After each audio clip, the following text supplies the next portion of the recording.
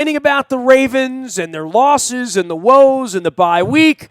At one point, I thought we could be headed to the World Series this weekend as fans. Instead, we're going to be heading to New York, my wife and I, for an event with the DKMS. That's the organization that saved her life. She's being honored on Thursday, so we're excited about that. And I'm excited, at least for the next few minutes, to take a break from bitching about the Ravens and Joe Flacco and John Harbaugh and trying to get to the bottom of the mess, to talk about baseball, my other love. Alan McCallum, my dear friend, has joined us here live via satellite. He is our longtime baseball as well as Orioles historian as well as World Series watcher.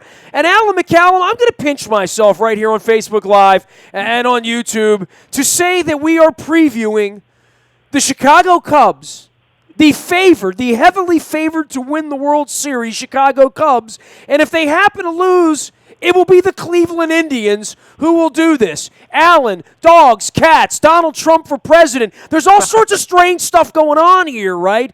But this is about as bizarre. I mean, I remember when the Indianapolis Colts played the New Orleans Saints in a Super Bowl. That was, those were two franchises that were, woebegone. But there's nothing quite like, if they could just find a way to make a triangle and get the Red Sox pre-03, 04 into this, these are the real dregs of baseball. Everyone has hope here, Alan McCallum, correct? It does feel like the world may be about to come to an end, doesn't it? It's a little off its axis. I'll say that. Some weird things are going on here, right? And I don't just mean global warming.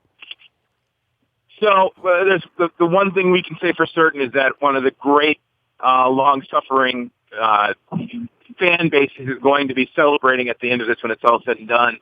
Look, I think we've known about the Chicago Cubs for a couple of years now, with Theo going there and the young crop of talent they're building, both from a pitching standpoint, have them stealing Kendrick from the Rangers and stealing Arrieta from the Orioles, signing John Lester, getting. I'd like to think they just borrowed him, Alan. I don't think they stole him. They just they took him and made a good deal. They rehabilitated the young man, right? You know.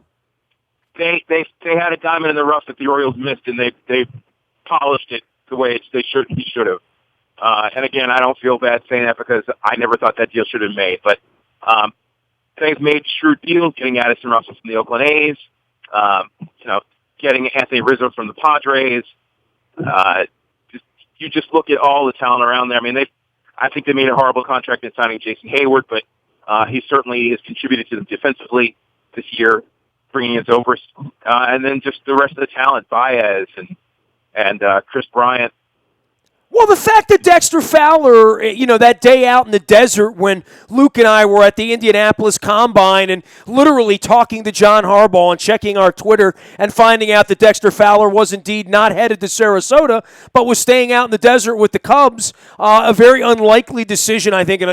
Certainly Adam Jones was a little shocked by it, I think. And we look at it, 8 months later, he certainly made the best decision of anyone in the offseason, correct? I certainly think that's safe to say. It wouldn't have been a bad deal for him to come to the Orioles if he would have gotten to the playoffs. And I think with the Dexter Fowler, they might have won the division. But he certainly stayed in the best team in baseball. And they're certainly a team ticketed for stardom beyond this year.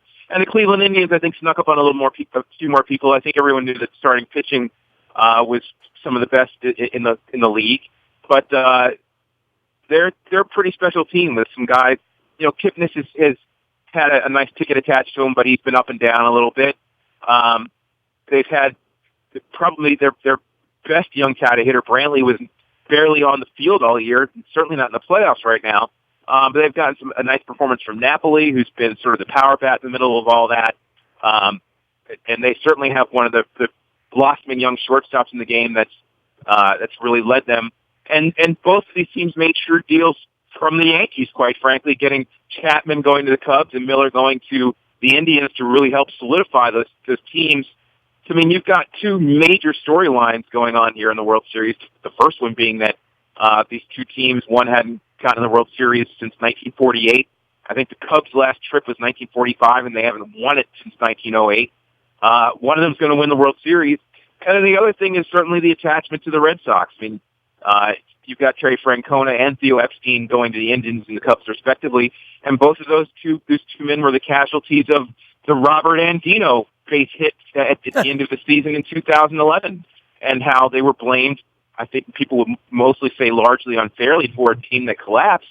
It took Francona an extra year to get to Cleveland through ESPN, but certainly Theo went to take the second biggest challenge in the game after solving the first one with the Red Sox, and going to the Cubs and saying, I can try and make this happen. And 5 years later, on a 5-year plan, he's got his team exactly where he wanted them. So, well, and the Indians team's also Mark Shapiro's team, right? I mean, let's be honest. That's what he left behind when he went to Toronto and got beat last week. And we can certainly talk about the Dodgers and the Blue Jays as well as also Rans, and I'm sure we'll get to some of that. The Orioles pitching coach and where the Orioles are going here. But for the here and now, I can't imagine that baseball could draw this up any better when you're talking about the lineage, the storyline, the Red Sox and the Yankees not being involved, but some spirit there being involved of that part of that rivalry, as well as old line fans. And,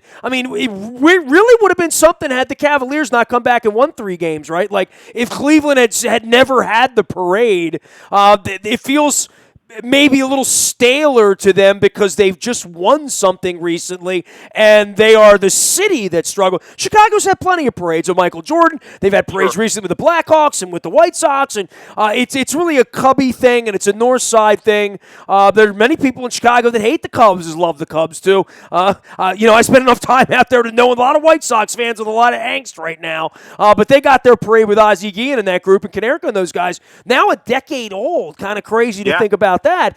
The one thing that really strikes me here, Alan, and this is, old soul baseball guy like me, old soul baseball guy like you.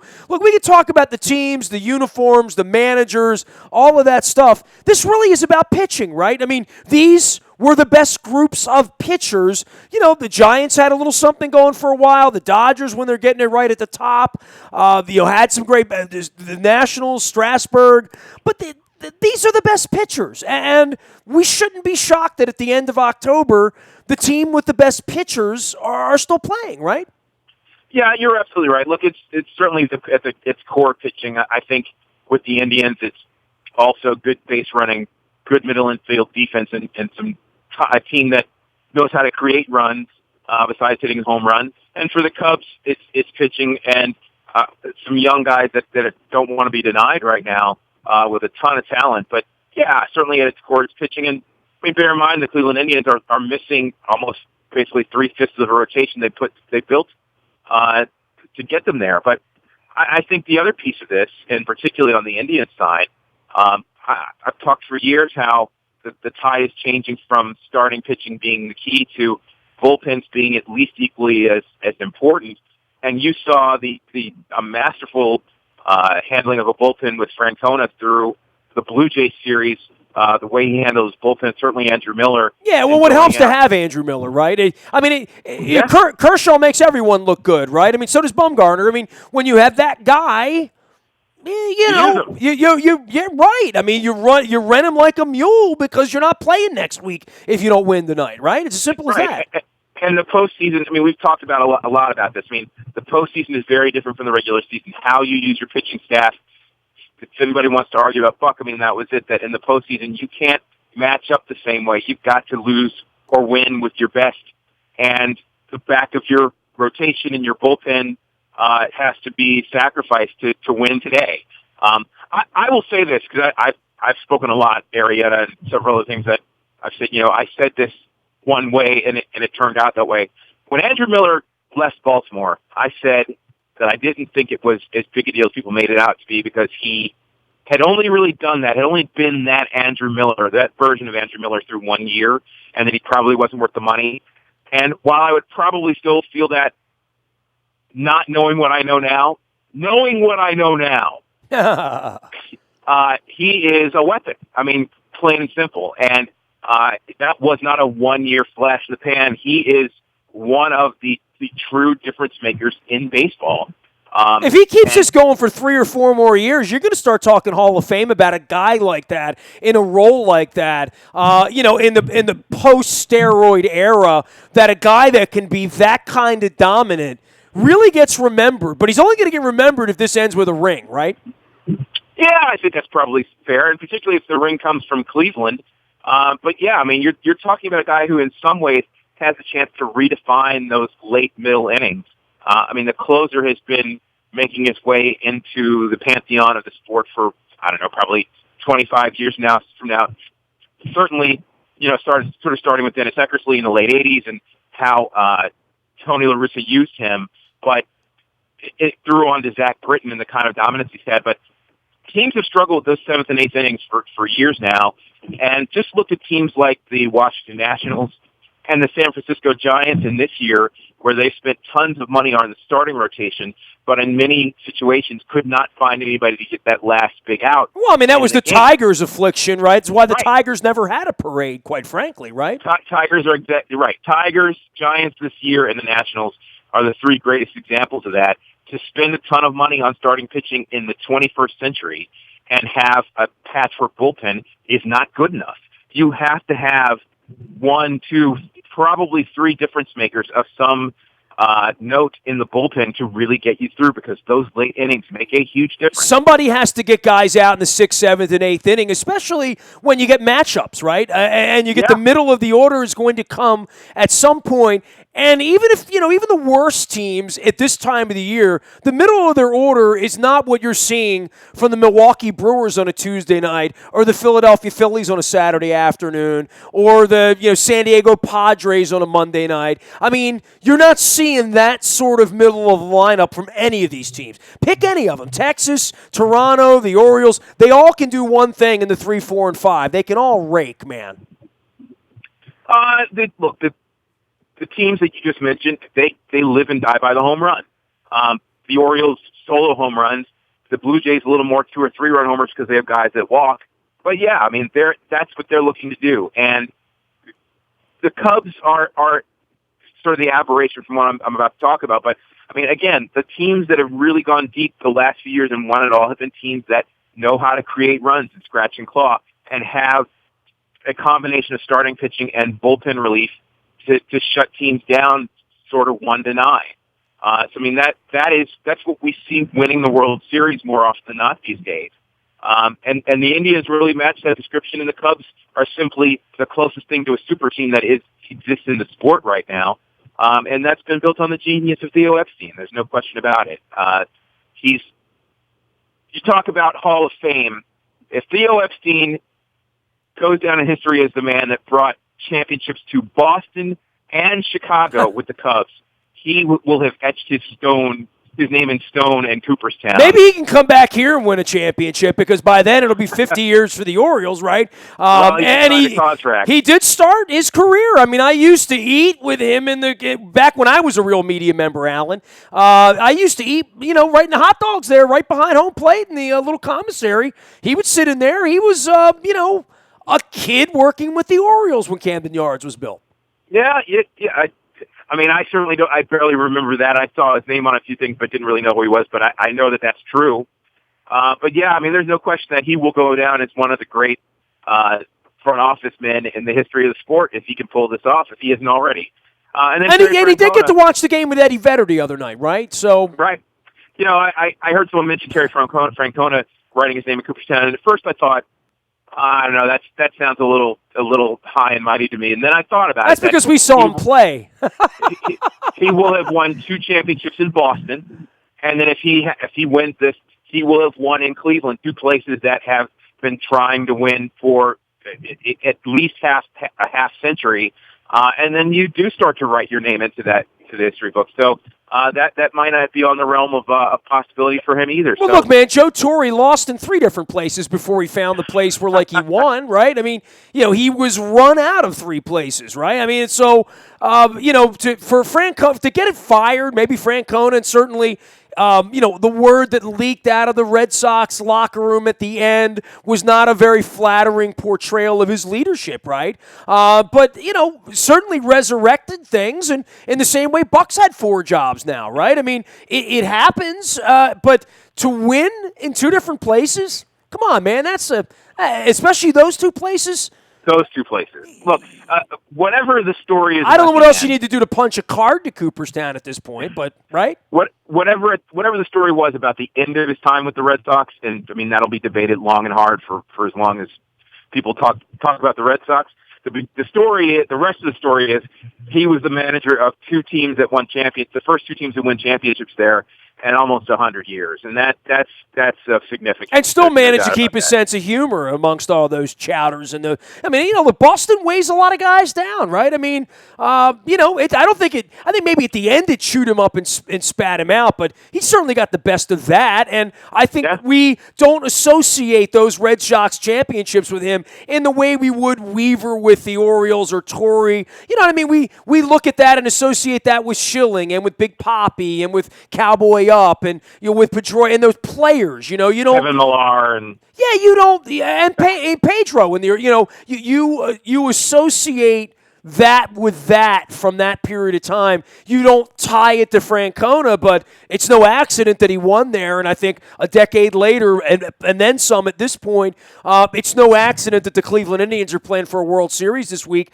But again, as major underdogs, Alan, I don't know that underdog means much in baseball. I think it means a lot in the NBA. I think it means a lot in the NFL to some degree. But baseball's the one spot where the Cubs feel like they're, no one's going to stop them. And we saw their little celebration the other night was heartwarming and all that, and Bill Murray crying and all that. But that doesn't mean much if Corey Kluber goes out and takes the ball in Game 1 and, as Earl Weaver once said, shoves the bats up their rectum in the end, right? In baseball, underdogs is about legacy. It's about the fact that the Indians haven't been to the World Series in 1948 and that the Cubs have been the lovable bums, lovable losers in Chicago for as long as they have. But Anthony Rizzo and Jake Arrieta did not play on the 1969 Cubs, who choked to the Mets. Addison Russell, Javier Baez, and John Lester did not play on the 1984 Cubs. Dexter Fowler and Jason Hayward did not play on the 2003 version of the team when havoc was wreaked. So, their legacy. Being the underdog is often about legacy in baseball, probably more so than some of the other sports, just because the history of the sport is so long in this country. These teams have earned their way there and are two of the toughest teams in the sport. I mean, just look, the Cubs in a division where you have both the Cardinals and the Pirates. Pirates are a little bit down, but the Cardinals are still a pretty good club this year, and they won by a mile. And, we talked about it. They didn't have a lot of adversity through the season, and they have basically chugged through the playoffs here with a little hiccup against Kershaw in the first start and Rich Hill. They looked pretty bad for a little while, but they picked it up right away after that, and they're exactly where they want to be. So the Cleveland Indians and the Chicago Cubs are both teams that have earned the right to be there, probably in many ways the best teams in both of their respective divisions through the course of the year. And it as you said, is a fairy tale matchup for the television networks and for Major League Baseball. And when it's all said and done, I think this has a chance to be a really exciting series that can go pretty deep. Alan McCallum is our longtime Oriole historian and baseball insider. He's joining us here right now talking some World Series. Look, I want to take a little break here from this, right? Because with all the Ravens woes we've had this week, and I'm headed up to New York this week with my wife for the weekend, for the bye weekend.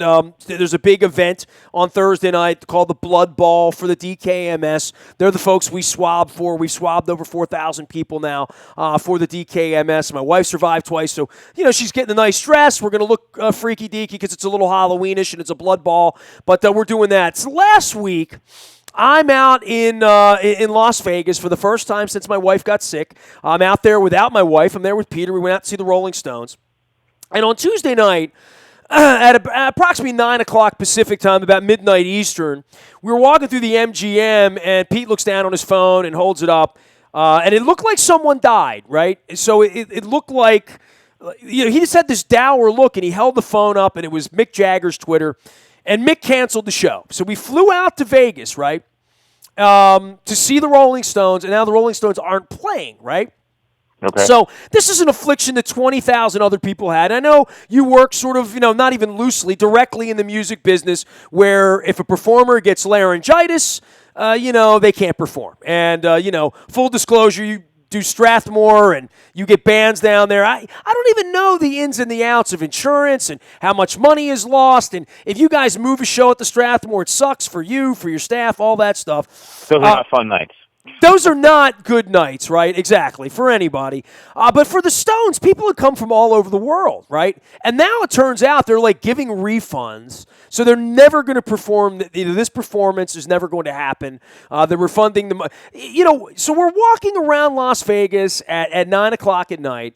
The Cubs had just lost Game 3, right? So it was Tuesday night. They had just won Game 3. Excuse me.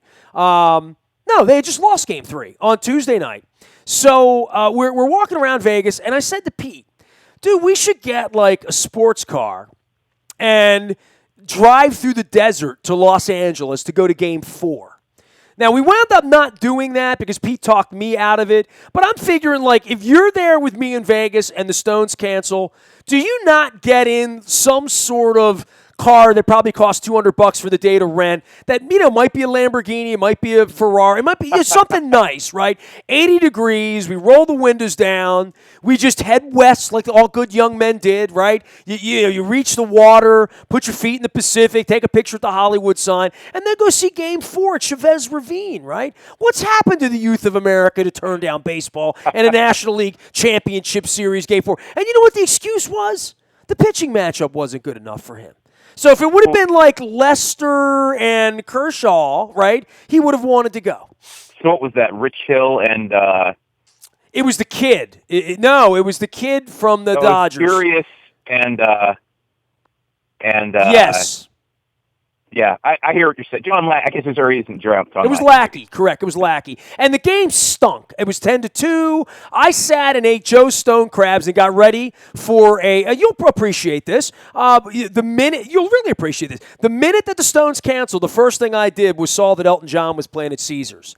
And I wound up buying an Elton John ticket that I sold 5 minutes before the show because the Stones band members, the sax player and the backup singer, threw a tweet-up bar show where they played 90 minutes of Stones songs, and I brought JT the Brick down, and we had a legendary Wednesday night in Las Vegas that included tacos and beer, I might add, as well. But,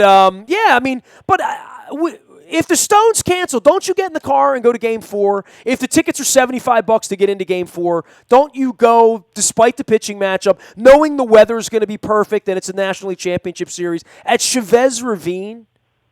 If it were my trip, it would have been a doubleheader to begin with some way doing the Stones. It's my favorite stadium, dude. It's the best place in the world to watch a baseball game under perfect conditions in the biggest baseball game that they're going to play there, right? Because they're not in the World Series. I mean, it doesn't get any better than the National League Championship Series and a 2-1 lead. They could have gone up 3-1. I mean, I feel good about what I did, but in retrospect, I don't know how the hell that didn't happen, quite frankly. I don't know how I wasn't sitting somewhere in left field eating the Dodger dog at, Wednesday night at 5:20 Pacific time, I have yet to have been to Chavez Ravine, so I haven't seen that part yet. Well, you're missing out, bro. But I certainly take your word for it. Look, I think we're living through history right now with the Cubs in the World Series, and at that point they were well on their way. So to have an opportunity to touch that, I think would have been really cool. I'll tell you what would have been really cool to see Chicago on the night that they clinched a trip to the World Series, and the party that must have been going on out there in the streets must have been a ton of fun. I'm going to go real. It looked like fun, but they were Cubs fans, so I didn't feel good about it. There's a video game, MLB The Show, and it's generally touted the best video baseball game that's ever been done. And about 4 years ago, they did a commercial where the Cubs win the World Series, and they go through all the scenes you would expect, right? The priest jumping up and down, strangers kissing each other on the street, the old man in the nursing home with a beard, a ZZ Top beard, cutting it off, implying that he was growing it until they won it. Just everything you could think of, and at the end of the commercial... That would be like a Rip Van Winkle moment now, wouldn't it, right? Right. At the end of the commercial, there's a guy crying, and he's been playing the video game, right? And he's imagining this had happened for real. And it's a pretty awesome commercial. The way they do it. Well, for both fan bases, they're going to have that feeling, right? I mean, there's nobody alive really other than 85-year-old Clevelanders somewhere that have any recollection of anything like this in the baseball fan base. This is exactly my point. To be, particularly in Chicago, the way it went down, to be in a situation where you could watch that happen, and you could watch sort of the shaking of a ballpark that's a century old. And to see the streets, pour out with people. We've seen this, though, with the Red Sox people. It feels like a distant memory now, right, because they've won so much. But this was, same vibe for the New York Rangers, same vibe for the Red Sox. I mean, there are these stories, but... Sure. I've spent a lot of time disliking the Red Sox, though, Ness. So for me, I'm displaced enough from the Cubs that I can enjoy another fan base's excitement, whereas the Red Sox is obnoxious as much as their fan base has been coming into Baltimore. I didn't have much love didn't have much love for their breaking of their record, their futility. But I can appreciate what's going on in Chicago right now. It feels good-hearted and good-natured when it's all said and done. So that would have been fun to see a couple of nights ago when the Cubs clinched to go into the World Series, and Lord only knows what it's going to be like if they actually win it all and they bring the ring and the trophy home. So I mean, the Cubs are going to get Eddie Vedder more involved in this, right? And I guess they're going to get Bill Murray involved in this, amongst other legendary Cubs people. I'm sure Harry, John Cusack. They've had all the stars out there. Yeah. Well, and I guess from the Cleveland perspective. Are you a guy that wanted to see Charlie Sheen throw out the first pitch or not? I mean, I think Charlie Sheen's kind of nuts, and I sort of know that. But I do have an affinity for Major League in some sort of Pedro Serrano, Roger Dorn kind of, Lou Baker kind of way. Willie Mays Hayes. I'm rooting for the Indians because the Cubs treated me like garbage last year. So, I'm just saying that. But I got no hatred for Joe Madden or for Theo Epstein, sure. Other than the fact that the Cubs were jerks to me and my wife last summer. So, F the Cubs. But and the Indians were incredibly cool to us. And I do have a real soft spot for Major League. I'm all in on the Tribe. I'm going to hate on the Cubs, if nothing for else than to hate on Jake Arrieta at this point, because that whole thing pisses me off. I like the movie Major League, but I think that there are better representatives than Charlie Sheen you can find to represent your town. Like Dennis Haysbert, for instance. I think I'd probably go with someone like that, or Drew Carey, who had a TV show where he literally was in Cleveland Indians gear outside the ballpark, cheering on the city itself. I think he's a good enough representative, or someone along those lines, to make a first throwing out the ball like that. There are plenty of people that are from or of Cleveland that they can use to represent it, as opposed to... They got plenty of Drew Careys and all that. Bernie Kosars and whoever else they have out there. Jim Brown, obviously, another one, right? So it's hard not to like Major League if you're a baseball fan. There's something really on point about the wildness of that movie. Dude, I'm glad I lived long enough to see my friends from Cleveland at least have a little bit of fun. Because the people I know from Cleveland, I love immensely, and they are challenged, right? So this whole parade thing with the Cavaliers, I mean, this Tuesday night thing is like the greatest thing ever, right? I mean, they're going to have LeBron in the one place raising a roof while the World Series is going on, 50 feet away. Are they getting their rings that night? I didn't know that. Well, they're raising the flags. That's great. It's the start of the NBA season going on simultaneously. They can't even make this stuff up. In Baltimore, we can't even figure out how to honor our championship team with our baseball owner not locking the football team out of town to raise a flag. So in Cleveland, it feels like, LeBron's wearing his Tribe, his old Andre Thornton, Joe Charbonneau, Len Barker throwback, Rick Sutcliffe throwback. God bless the Indians. Let them win this week. Go Tito Francone. I'm with you, Tribe. How about that? I feel like Lee Corso here, but yeah, I mean, I'm rooting for the Tribe. I got to tell you, I'm rooting for the Indians as well. I like the way that team. Look, the Cubs are brilliantly put together, and I think Theo Epstein is a genius. The Cubs are the better team. They should win, right? So, I mean, part of me's got the underdog thing. I mean, I expect the Cubs to win, right? But Terry Francona was the first manager I ever interviewed for you when he was with the Phillies, Really? and I've never met a better guy. Wow, okay. And that's a neat memory. That's kind of cool. Yeah, and I like that club. I like the way it's put together. I like the way they handle their business, and I love the way they run the bases. And I like the way he maneuvered them through both the Red Sox and the Blue Jays. Neither was an easy task. And I think he's already established a blueprint for how you beat a team like the Cubs by facing those teams. So I mean, I think the Indians have a really good shot to make this thing happen here. And quite frankly, the Cubs, this is a first year of a good long run for them, and I think that they'll be back in the World Series. So for those that are 80 or 90 and are looking to see this come to fruition, they need, I think, maybe 1 or 2 more years. But I've been let him suffer another 51 weeks. What the hell difference would it make? They all had a pretty good time on Saturday night. So, dude, you bring up the Tito Francona thing. Like, may I share with you? And I've never shared this before. The first time I met Tito Francona. You ready for this? Sure, go. So Tito was the manager of the Phillies, and I was syndicated out in Chicago. So I made it like 99, probably in that range, 98, 99. Right. I drove to County Stadium. It was the last year of County Stadium. I only saw 2 or 3 games there, and I saw them that summer. So maybe 99, 2000, in that range before Miller Park got built. And I drove up with Bernard McKinney, who is one of my Cleveland Indian buddies now, quite frankly. And we went up to go to the game, and the Phillies were there, and I was visiting with Curt Schilling. And I went into, and Davey Lopes was the manager of the Brewers, who I knew at the time. And I walked into Tito's office in that old crap hole County Stadium, visitor, manager room in the last year. You can imagine the rats that have run through that room, right? As well as Bob Uecker. And I went up to Tito Francona and I said, "Hey, Tito, I'm friends with Curt Schilling." And he said, "Oh, I'm sorry." Swear to God. That's a true story. That's great. So there's Tito story. he's just a good dude. And I've never heard a player that played for him say a bad word about Francona, and I think that speaks well of him.